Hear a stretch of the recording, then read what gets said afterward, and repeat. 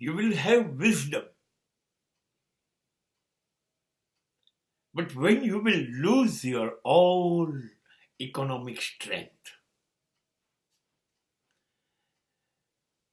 majority, both are not staying at the same time, at the same place.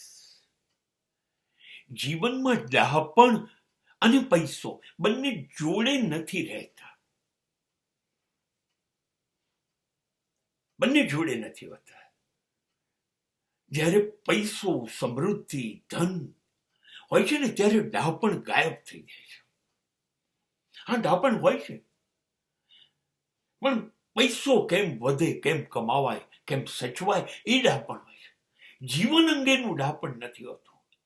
ત્યારે જીવન સમજણ ગુમાઈ દે છે, ડહાપણ ગુમાઈ દે છે. પણ જેવો જીવનમાંથી પૈસો જાય છે ને,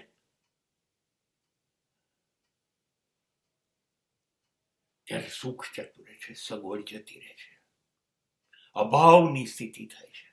અને ત્યારે જિંદગી એટલે શું એ સમજાવવા માંડે છે.